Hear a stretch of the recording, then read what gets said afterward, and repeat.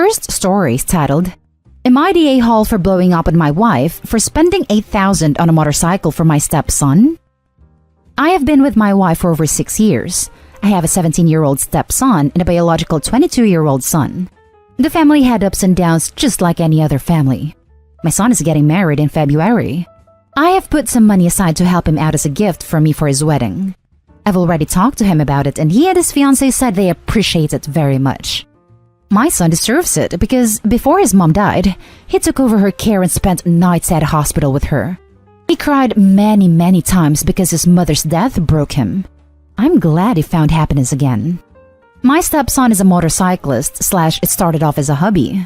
He has posters of all kinds of motorcycles, pictures of famous racers and motorcyclists.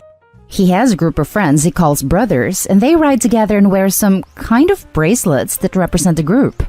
He always does 3D arts and logos, which I find stunning, to be honest. He's talented, no question about it.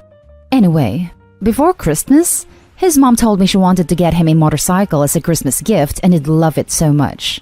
I told her I can't afford it, and that maybe she should think of another gift for him. Everything was fine until Christmas Day while we were exchanging gifts. My stepson received a small box from my wife that had a key in it. We were confused. She told him to go outside and we all followed, and then I saw a brand new motorcycle in the driveway. I started wondering where she got the money. I didn't bring it up right there and then. I waited a bit. I asked my wife and she told me that she took $8,000 from the account to buy the motorcycle. I freaking lost it. I blew up on her and asked if she was kidding me. $8,000? That's the money I put aside for my son's wedding. She said that I needed to calm down, but the money was already gone. My son showed up and asked what was wrong. I couldn't tell him his stepmom took the money that was meant for him to buy an expensive motorcycle that I'm sure my stepson will throw in the garage just like he did the old ones in a very short time. So far, he had 2 motorcycles that ended up being damaged. Those motorcycles cost us so much money other than paying for spares and parts that needed repairing. I told my wife she has 2 days to return the motorcycle and get the money back. And she defended herself, saying she can't do that because it'd be devastating for my stepson, and that he'll resent me if he knew I made her return the motorcycle. I told her that I was ready to talk to him and explain if that's what it takes, and she started crying, saying I was okay with my stepson's spirit crushing like that. I told her it was her fault for taking money in the first place without telling me. She went upstairs and stayed there the entire night. I haven't even talked to my son yet, and it's so exhausting since my wife says I'm being cruel to my stepson. Problem is, she says my stepson will resent me if I return the motorcycle. Now, for the top comments of this post. Not the a-hole. What? She bought a motorcycle for $8,000. Never mind using money that's not hers, and expected you to just be okay with it? Huge red flag. There was no respect for boundaries here. 1. She spent $8,000 after discussing it with OP, who told her that they didn't have the money to spare. 2. She took money that she most likely knew was for the oldest son's wedding, her stepson, and spent it on a lavish gift for her own bio kid, thus demonstrating once and for all that OP's oldest child is not a priority to her. 3. Even if the money wasn't already promised to help pay for a wedding, spending $8,000 on one of your kid's casual hobbies is sending a clear message to the older kid. Not the a-hole. Financial infidelity is just as damaging to a marriage as physical infidelity in my humble opinion. I'd be thinking some serious thought about what is going on in your wife's head. Like, how did she think you would react? Why didn't she care? And was she actively trying to sabotage you from contributing to your son's wedding? Not the a-hole. Here's the thing. If someone gave me an $8,000 gift and I found out it was using someone else's money, I would be angry that the gift giver stole from someone else. I wouldn't resent the victim. Take a good minute to think about that. If your stepson had any decency, there would be no chance he'd resent you. Don't feel bad about insisting on your wife coming up with the entire amount back somehow. I doubt you'll get the whole amount back from the motorcycle. It sounds like the wife is already planning on framing it as though it's Opie's fault, and that's why she's using the "he'll resent you" manipulation. If I were you, OP, I would talk to stepson. Now, for the next story. Am I the a-hole for buying my friend's childhood home? I've got a friend, Kay, that I've known since we were 5, and now we're in our mid-30s. We used to be close, but after uni, he moved to the US for work, so we only talk occasionally.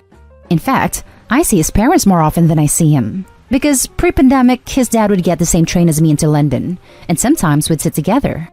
Anyway, me and my wife had a kid, and would like one more at least, so we're looking to buy a house.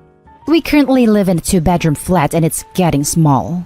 We were looking at listings online when I came across my friend's childhood home. Turns out, his parents were looking to downsize and were selling their house. Honestly, it was perfect for us.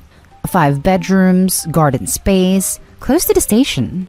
They'd even had a special line laid into their house for super high-speed internet. Something like 5 to 10 gigabytes per second down. Seeing this, I phoned up my friend's dad and asked him about the house. He was very open to the idea of selling it to me, and even said he was glad it was staying in the family. Our families are also close. We dealt with each other directly, without an estate agent, and therefore he was able to give me a nice discount. All of that was in October, but my friend Kay has been livid ever since. He keeps saying how I'd bought his childhood, and I was taking advantage of his parents by having paid them less. His sister, on the other hand, was happy for me. And in lieu of a housewarming party, sent my family a framed picture of our 2 families from when we were about 10 or so. While I didn't do anything wrong legally, I feel I may have stepped on Kay's toes by now living in a place where he grew up. Now for the top comments. Not the a-hole. As someone whose dad is about to put my childhood home on the market, I would love if someone of my friends could buy it. It's getting sold regardless. The price that you and friend's father agreed upon must have been fair, or else I doubt he would have sold. You'd think it would be a bonus that friend could still visit his childhood home. If you have the ability to go there one last time before it sells, I recommend trying the Marie Kondo method of saying goodbye to stuff. When my parents were selling my childhood home, we had to downsize a ton of childhood memorabilia, and our method of thanking things was helpful. It felt crazy at first, but freeing. When I spent my last day there, I went around and touched all my favorite places in the house and thanked them for the memories I made there. Saying goodbye to a childhood home can be a bit of a grieving process. Well, I can understand why Kay feels a little weird about it. You were not the a-hole. The nostalgia is no reason for you not to buy the house. Moreover, you didn't take advantage of his parents since the discount you got was the money they now didn't have to pay to the middleman. I don't know what Kay's problem is, but it's not you. This for sure, realtors take a large chunk of money when you work with them. The OP and a friend's father working together essentially cut that cost out and was able to give the OP a discount. Sounds like a win-win for everyone. Not the a-hole, obviously. Friend needs to grow up. If he felt that strong about the house, he should have bought it himself. Also, it's just a house, not his actual childhood. The next story is titled, Am I the a-hole for backing out of an agreement I never made? 2 months ago, my dad, 54 male, approached me with an opportunity to buy a female Labrador puppy from his friend, let's call him Joe, who shows and breeds pedigree Labradors. According to my dad, Joe is offering me the Labrador puppy for a heavily discounted rate, $80, because I was his friend's daughter. Nothing else was mentioned to me about why the puppy was so cheap, but I assumed my dad's friend Joe was just being generous. Looking back, I was definitely naive, but I'd been wanting a Labrador pup for a long time, and the offer was just too good to pass up. That same day, I drove over 2 hours to Joe's farm to collect my new 3-month-old Labrador puppy and signed a paperwork transferring the ownership of the pup to me. Joe never mentioned anything else about the terms of the sale, and I never signed any other paperwork or contract regarding further terms. I want to stress that in the period directly after the sale, neither Joe or my dad discussed with me the apparent extra terms I had supposedly agreed to, until recently. I mentioned to my dad that I had booked Jennifer, name of pup, for her desexing next month, and my dad immediately told me I had to cancel. He went on to explain that he had agreed, on my behalf, to allow Joe to use my Labrador to breed more pups for him to sell. This is apparently why I was able to buy Jennifer for such a discounted rate. I was shocked, but frankly not surprised since my dad has a long history of neglecting to mention important details, / lying by omission. As far as I'm concerned, I never agreed to these terms, so I'm not bound to them. Dad and Joe may have had a verbal agreement, but I am the legal owner of Jennifer and there was no verbal, nor written, agreement between me and Joe, so I don't care. I called Joe and made it crystal clear to him that I absolutely was not planning to breed Jennifer, let alone give him the puppies to sell. He was upset, called me a few choice names, and demanded to pay back the difference between the discounted rates and the normal rates for Jennifer, since I wasn't breeding her for him. I refused, because I legally own Jennifer now, and the sale is over.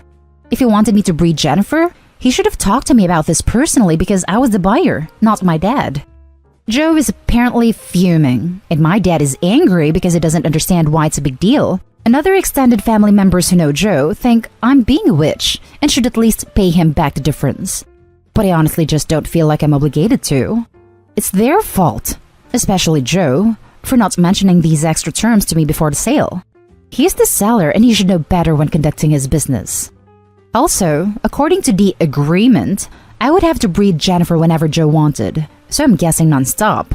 Plus, Joe would not have to pay for Jennifer's medical expenses when pregnant, and that would all come out of my pocket. Hard pass.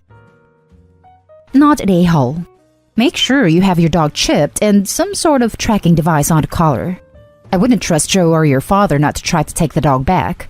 Maybe also look into getting some cameras put up at your place. Small tattoo on the dog. It makes it easier to know it's your dog, and microchip can slip placement. I'd honestly do both though. Not an a-hole. Have your dad pay the difference, as he was the one who deliberately lied by omission. Not an a-hole. The dog is your dog, and you do not owe anyone anything. You're absolutely correct that if the terms of the sale included making the dog available for breeding, that the transfer of ownership paperwork needed to include that information. It didn't, and nothing else was signed. There isn't anything anyone can do legally. Do be careful though, because I wouldn't put it past a scorned backyard breeder, and frankly that's what he sounds like with his attempt to force you to breed dogs for him, to steal your dog. Make sure that she's never outside alone. Be careful at dog parks. Be sure she's chipped. And be clear with any groomers, daycare, or boarding centers that you and only you are to pick up your dog. Not an a-hole. He sounds like a backyard breeder who doesn't actually care about the health of the breed. Real breeders would charge extra for a puppy with breeding rights and a legal document would be drawn up. You should only breed a female dog 3 times or else it'll start to heavily impact her health. He doesn't care about the health of these dogs. Go through with the desexing and don't pay that guy anything. Now, for the last story. Am I the a-hole for refusing to spare a cent for a guy who desperately needs money for HIV medication? I, 30 female, shared a flat with my friend 28 male a couple of years back. We got along very well, and I would even help him with his projects at uni, occasionally tutor him in subjects he wasn't good at. I never needed nor asked for help in return. Well, the day I was set to move out of our flat, I packed up all my stuff. We never had issues of stealing in our flat during the few years we lived together, so I was shocked when I got to my new residence and found that around $150 was missing from my wallet. I was just about to start a new job, and I'd really needed that money. I texted him about it, and at first, he pretended to play dumb, but eventually admitted to it before blocking me on all social media. I felt extremely betrayed, because even though it wasn't that much money, I trusted him and considered him a sibling. Always dropped whatever I was doing to help him whenever he needed it. And he thanked me by stabbing me in the back? Well, recently he messaged me on Facebook. Apparently, he has HIV. This part is true. A mutual friend corroborated it. He wanted to sincerely apologize for what he did, and is asking to borrow money to buy medication. He promises that he'll return it eventually, and he even included all this mushy stuff about how I was the only one who was ever nice to him, and he always regretted stealing from me. How it was the worst mistake of his life, etc. I said no. Unfortunately, I still am not over what he did. He said he understood and stopped the convo. Mutual friend called me an a-hole for not helping a guy with HIV, even just a little bit since I have a stable career now, etc. But from my point of view, what this guy did really cut me to the bone. $150 was a lot to me back then. Still is, actually. And I simply want nothing to do with him because of what he did. Am I the a-hole? Edit. Answering a few questions in the comments. Why won't mutual friend give money? Mutual friend has no stable job but knows I have some cash to spare. Is ex-roommate a drug addict? I don't know. The possibility did cross my mind, but having lived with him for a time, I never got the impression he did substances. I never lost anything in that flat until he stole from me while I was moving out, which is why it was such a big shock to me. I never thought he'd do something like that. What about the $150? He never paid me back, never told me why he stole from me and what he used it for. Sadly, if he had told me he needed to borrow some cash, even though I was struggling financially then, I would have found a way to scrounge up some money to lend to him. Can't he buy his own meds / get them for cheaper? Unfortunately, I live in a country where healthcare is expensive, and not being able to afford medication is a prevalent issue here. Now for the judgment. Not a-hole. Tell him you already lent him $150, and instead, you were waiting for it to be returned. Very telling, the guy only apologized for stealing when he needed more money from Opie. Not a-hole. He betrayed your trust, and even if he hadn't, you still have no obligation to help him. It's your money. Not a-hole. Trust is a very strong yet fragile thing. Once broken, it's very difficult to fix it. Your trust has been broken, and now he's reaching out to you for help. There is no obligation on your part to help him now if you don't want to. Also, he stole from you when you needed the money. Why is he expecting your help now? I think you hit the nail on the head in the fact that he broke Opie's trust. This ex-roommate has also not shown that he can be trusted again. And that's the end of this video, folks. As always, leave a comment and hit like and subscribe. And if you want more of this content, turn your notification on to get updated on the latest videos. And I'll catch you with the next one. Stay safe.